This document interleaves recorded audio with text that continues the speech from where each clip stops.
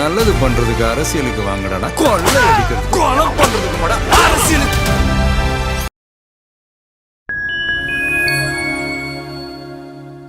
என் நெஞ்சில் குடியிருக்கும் திருச்சி பகுதி மக்கள், உங்கள் அனைவருக்கும் என்னுடைய வணக்கம். எல்லாரும் எப்படி இருக்கிறீங்க? காலையில் எல்லாரும் சாப்பிட்டீங்களா? ரொம்ப நேரமா வெயிட் பண்றீங்க போல. இந்த சீக்கிரம் முடிச்சிடுறேன். கேஸ் பிரச்சனையெல்லாம் எப்படி இருக்கு? சரியாயிடுச்சா? சால்வ் ஆயிடுச்சா? கேஸ்லாம் புக் பண்ணீங்கன்னா புக் ஆகுதா? இந்த கேஸ் பிரச்சனையினால எவ்வளவு பிரச்சனைகள், எவ்வளவு டீ கடைகள் மூடிட்டாங்க, எவ்வளவு ஹோட்டல்ஸ் மூடிட்டாங்க, இதனால எவ்வளவு கஷ்டங்கள், எவ்வளவு நஷ்டங்கள். அவங்களாச்சும் கொஞ்சம் உஷாரா இருந்திருந்தாங்கன்னா இந்த கேஸ் தட்டுப்பாடை கொஞ்சம் கண்ட்ரோல் பண்ணியிருக்கலாம். இவங்களாச்சும் கொஞ்சம் முன்னெச்சரிக்கையா இருந்திருந்தா அட்லீஸ்ட் நம்ம ஊர்லயாச்சும் இந்த கேஸ் தட்டுப்பாடை கொஞ்சம் கண்ட்ரோல் பண்ணியிருக்கலாம். இவங்க 2 பேரும் தான் இதுக்கு காரணம். ஆனா நம்ம ஸ்டாலின் சாரை கேட்டீங்கன்னா நமக்கு அதுக்கும் சம்பந்தமே இல்லையே அப்படின்பாரு. ஆனா அவரு வீட்டுல ஏதாவது ஒரு ரைடுனா, அவரு வீட்டுல ஏதாவது ஒரு பிரச்சனைனா டெல்லிக்கு பறந்து போயிட்டு வருவாரு. இந்த கேஸ் சிலிண்டர் பிரச்சனைக்கு கொஞ்சம் டெல்லிக்கு பறந்து போயிட்டு வரலாம்ல, கொஞ்சம் பிரயோஜனமா வச்சு இருக்கும்ல.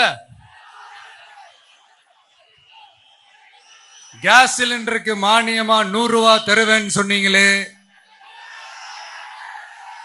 என்ன ஆச்சு? கரும்புக்கு ஆதார விலையா 4000 ரூபாய் தருவேன்னு சொன்னீங்களே, என்ன ஆச்சு? இந்த ரேஷன்ல சர்க்கரை 1 கிலோ எக்ஸ்ட்ரா தருவேன்னு சொன்னீங்களே, என்னாச்சு? ரேஷன்ல உளுந்தம்பருப்பு கொடுப்பேன்னு சொன்னீங்களே, என்னாச்சு? நானும் இது எத்தனை வாட்டி ரிப்பீட் பண்றதுன்னு எனக்கு தெரியல. நீட்டை ரத்து செய்வோம்னு சொன்னீங்களே, என்னாச்சு? சோ இதெல்லாம் எதெல்லாம் அவரால் செய்ய முடியாதோ அதையெல்லாம் பொய் வாக்குறுதிகளா கொடுத்து ஏமாத்துறது தான் இவருடைய வேலையே. இப்ப அடுத்த செட் ஆஃப் இந்த பொய் வாக்குறுதிகளை ரெடி பண்ணிட்டாரு. அதனால அவரை மாதிரி நாங்க பொய் வாக்குறுதிகள்லாம் கொடுக்க மாட்டோம். மக்களுடைய தேவைகள் என்னன்னு சரியா புரிஞ்சுக்கிட்டு அதுக்கு ஏத்த மாதிரி தான் நாம செயல்படுவோம். 6 சிலிண்டர்கள் தாய்மார்களுக்கு கட்டணம் இல்லாம அன்னபூர்ணி சூப்பர் 6 திட்டம் சொன்ன மாதிரியே நிறைவேற்றுவோம். கல்யாணம் ஆகி போற நம்ம தங்கைகளுக்கு 1 பவுன் தங்கமும் பட்டு சேலையும் சொன்ன மாதிரியே கொடுப்போம். 60 வயசு வரைக்கும் இருக்கிற குடும்ப தலைவிகளுக்கு மாதந்தோறும் 2500 சொன்ன மாதிரியே கொடுப்போம். என்னுடைய அம்மா, அக்கா, தங்கைகள் எல்லாருமே தமிழ்நாட்டில் எந்த மூலையிலிருந்து எங்க வேணாலும், தமிழ்நாட்டுக்குள்ள எந்த பஸ்ல வேணாலும் ஃப்ரீயா சொன்ன மாதிரியே ஃப்ரீயா போகலாம். கல்வி, ரேஷன், மருத்துவம், குடிநீர், சாலை வசதி, பஸ் போக்குவரத்து, இந்த மாதிரி அடிப்படை விஷயங்கள்ல தான் எங்களுடைய முதல் கவனம் இருக்கும். நான் ஏற்கனவே சொன்னது மாதிரி நிறைய கவர்மெண்ட் ஸ்கூல்ல இந்த டாய்லெட் வசதிகள்லாம் சரியா இல்ல, அதை சரிப்படுத்தணும்னு சொன்னோம். உடனே இதெல்லாம் ஒரு பெரிய விஷயமா அப்படின்ட்டு சில அறிவாளிங்க கேட்டாங்க. அந்த அடிப்படை வசதிகள் இல்லாததுனாலதான் ஒரு 12th ஸ்டாண்டர்ட் படிக்கிற பொண்ணு ஒரு அவசரத்துக்கு ஒரு காட்டு பக்கம் ஒதுங்கினாங்க. என்னாச்சு? இந்த உலகத்தை விட்டே போயிட்டாங்க. அதுக்கு என்ன காரணம்? இந்த மாதிரி அடிப்படை வசதிகள் இல்லாததான் காரணம். அதனால என்னுடைய தாய்மார்களே, உங்களுக்கு பாதுகாப்பு இல்லாத இந்த அடிப்படை வசதிகள் கூட செஞ்சு கொடுக்காத இந்த தீய சக்தி திமுக அரசை என்ன பண்ணலாம்? தூக்கி வீசி அறிவோமா? எதுக்கு இப்ப அங்க இங்க சுத்திக்கிட்டு நம்ம ஊருக்கே வருவோம், நம்ம திருச்சிக்கே வருவோம். இங்க ஒரு மந்திரி இருக்கிறாரு, நகராட்சி துறையில வேலை வாங்கி தரதா சொல்லி கோடிக்கணக்கான பணத்தை லஞ்சமா வாங்கிக்கிட்டு தகுதியானவங்களுக்கு எல்லாம் வேலை வாய்ப்பு கிடைக்காத அளவுக்கு பண்ணிருக்கிறாரு. இதெல்லாம் எவ்வளவு பெரிய ஒரு ஏமாத்து வேலை. அதனால நம்ம தம்பி தங்கைகளே, உங்களுக்கு இந்த வேலை வாய்ப்பை பறிச்ச இந்த ஸ்டாலின் சார் சர்க்காரை என்ன பண்ணலாம்? தூக்கி வீசி எறிவோமா? உங்களுக்கு இந்த பாதுகாப்பு இல்லாத, சட்டம் ஒழுங்கு சரியில்லாத இந்த தீய சக்தி திமுக அரசை என்ன பண்ணலாம்? தூக்கி வீசி எறிவோமா?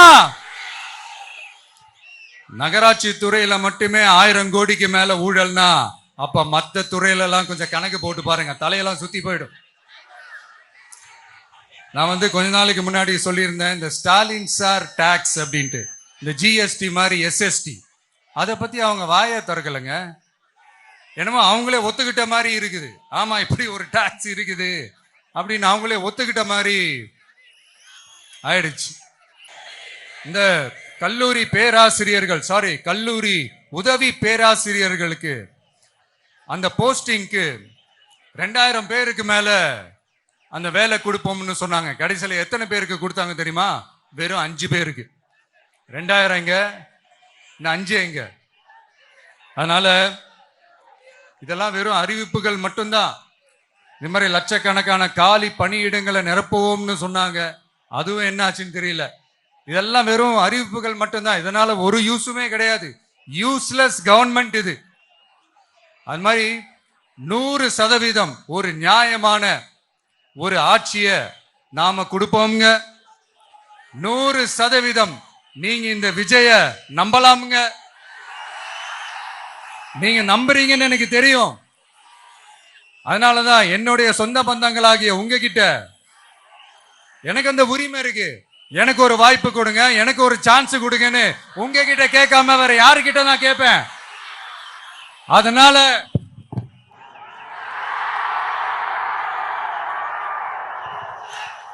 எனக்கு ஒரே ஒரு வாய்ப்பு கொடுங்க. இருந்தாலும் ரொம்ப முக்கியமா ஒன்ன நீங்க ஆழமா மனசுல வச்சுக்கணும். இந்த எலெக்ஷன்ல திமுக ஏலத்தில் எடுத்திருக்கிற கல்லாப்பெட்டி கூட்டணியோட சேர்ந்து, அப்புறம் நாம ஏற்கனவே சொன்னோமே அந்த மற்றும் பலர் கூட்டணின்னு ஒண்ணு இருக்குல்ல, அவங்களோடும் கள்ள கூட்டணி போட்டுக்கிட்டு எல்லாரும் முன்னா சேர்ந்துகிட்டு நம்மள உங்க விஜய எப்படியெல்லாம் எதிர்க்கிறாங்கன்னு நான் சொல்லிதான் உங்களுக்கு தெரியணும்னு அவசியம் இல்லை. இந்த கரூர் நிகழ்ச்சி சூழ்ச்சின்னு பலர் சொல்றது மாதிரி நம்ம கடைசி படமான ஜனநாயகன், அதான் நம்ம மனசுக்கு நெருக்கமான உங்க எல்லாரோடும் நமக்கு இருக்கிற பூர்வ ஜென்ம பந்தத்தை இன்னமும் எங்க இறுக்கமா மாத்திடுமோன்னு, எங்க அது இந்த தேர்தலில் நமக்கு மிகப்பெரிய ஆயுதமா மாறிடுமோன்னு ஒரு கூட்டு சூழ்ச்சி, அதோட இன்னும் பல பல சூழ்ச்சிகள். அதனால உங்க மகன், உங்க அண்ணன், உங்க தம்பி, உங்க விஜய் கேட்கிறேன், உங்களுக்காக நீதி கேட்க வந்த எனக்கும் சேர்த்துதான் நீதி வேண்டும். அவங்க கொள்ளையடிக்க இதுவரைக்கும் எப்படி உங்களை ஏமாத்திட்டு இருக்காங்க தெரியுமா? இந்த காங்கிரஸ்ல இருக்கிற சிலரை கையில பணப்பையில போட்டுக்கிட்டு சிறுபான்மை மக்களை ஏமாத்த ஒரு நேரடி பாதி கதர் கூட்டணி, அப்புறம் இந்த மற்றும் பலர் கூட்டணின்னு ஒண்ணு இருக்குல்ல, அதோட டெல்லி ஓனரோட ஒரு கொள்ளைப்புற கள்ள கூட்டணி, அதாவது பாதி காவி கூட்டணி. கொள்கைன்னு ஏமாத்துறாங்க. அதனால இந்த திமுகவையும் நம்பாதீங்க, இந்த பாஜகவையும் நம்பாதீங்க. 2 பேரும் வேற வேற கூட்டணி எல்லாம் கிடையாது, ஒரே கூட்டணி தான். 2 பேரையும் நம்பாதீங்க. இதுல எந்த டவுட்டும் உங்களுக்கு வேணாம். நீங்க திமுகவுக்கு ஓட்டு போட்டாலும் சரி, அந்த மற்றும் பலருக்கு நீங்க ஓட்டு போட்டாலும் சரி, நீங்க யாருக்கு ஓட்டு போடுறதுக்கு சமம்னு நீங்களே புரிஞ்சுக்கோங்க. அதனால இந்த வரப்போற தேர்தல்ல டிவிகேக்கு உங்க சப்போர்ட்டியை கொடுங்க. இன்னும் பல வருஷத்துக்கு தமிழ்நாடு சூப்பரா இருக்கும். அப்புறம் நான் ஒரு விஷயத்த திருப்பி ரிப்பீட் பண்றேன்னு சொல்லி யாரும் தவறா எடுத்துக்க வேணாம். ஏன்னா அது என்னுடைய கடமை. ஒவ்வொரு ஊருக்கும் போய் அதை நான் ரிப்பீட் சொல்லியே ஆகணும். ஏப்ரல் 23ஆம் தேதி சும்மா காலங்காத்தால பக்காவா ரெடி ஆயிட்டு ஓட்டர் ஐடி கார்டை கையில எடுத்துக்கிட்டு முதல்ல பூத்துல போய் நின்னு அந்த விசில் சின்னத்துக்கு நேரா இருக்கிற அந்த பட்டனை ஒரு அழுத்துங்க. உங்க வீட்டுல இருக்கிற ஒவ்வொருத்தரையும் அழைச்சிட்டு போங்க. சப்போஸ் வெளியூர்ல இருந்து இங்க திருச்சியில இருக்கீங்கன்னா, என்னடா ஊருக்கு போய் ஓட்டு போடணுமேன்ட்டு அசால்ட்டா விட்டுறாதீங்க. இப்பவே அட்வான்ஸ் அவங்களுடைய டிக்கெட்டை புக் பண்ணுங்க. இது ஒரு தலைமுறைக்கான ஒரு தேர்தல், உங்களுக்கான தேர்தல். எவ்வளவு பெரிய வசதியான வாழ்க்கையா இருந்தாலும் எல்லாத்தையும் உதறி தள்ளிட்டு உங்களுக்காக மட்டுமே வந்திருக்கிறேன். உங்களுக்காக நன்றி கடன் செலுத்துறதுக்காக மட்டுமே வந்திருக்கிறேன். அத்தனை வழிகளையும் தாங்கிக்கிட்டு உங்களுக்காக மட்டுமே வந்திருக்கிறேன். ஒரு நாளும் பொய் சொல்லி உங்களை நான் ஏமாத்த மாட்டேன். இந்த 4 முனை போட்டி, 40 முனை போட்டின்னு எத்தனை முனை போட்டின்னு வந்தாலும் இங்க 2 முனை போட்டி மட்டும்தான். ஒன்னு டிவிகே, இன்னொன்னு டிஎம்கே. மக்கள் விரோத ஆட்சி நடத்துற ஸ்டாலின் சார் வேணுமா, மக்களை நேசிக்கிற விஜய் வேணுமா? அவ்வளவுதான் இந்த தேர்தலே. அதனால உங்க விஜய்க்கு, உங்க அண்ணனுக்கு, உங்க தம்பிக்கு, உங்க பிள்ளைக்கு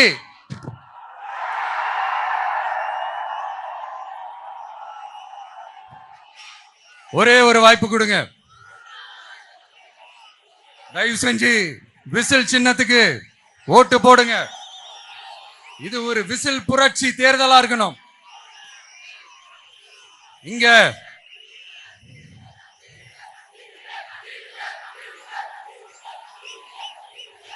தேங்க்யூ.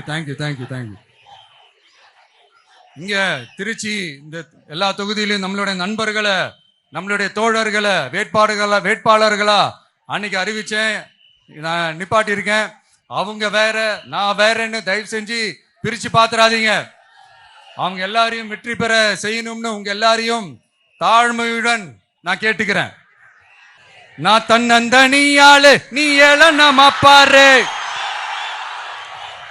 கொஞ்சம் நவுந்தனா இங்க 8 கோடி பேரு. மிரல போது ஸ்டேட்டு எங்க விசில் சத்தம் கேட்டு, நல்லவங்க வாழ நீ விசிலு கடி ஓட்ட, கடைசி நம்பிக்கை மக்களை தேடி வருது, அதை இறுக்கி புடிச்சு ஒரு வரலாறு எழுது. உங்க விஜய் நான் வர,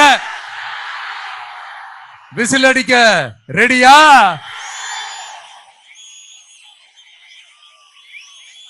கான்பிடண்டா இருங்க, நல்லதே நடக்கும், வெற்றி நிச்சயம். மீண்டும் சந்திக்கும் வரை நன்றி, வணக்கம்.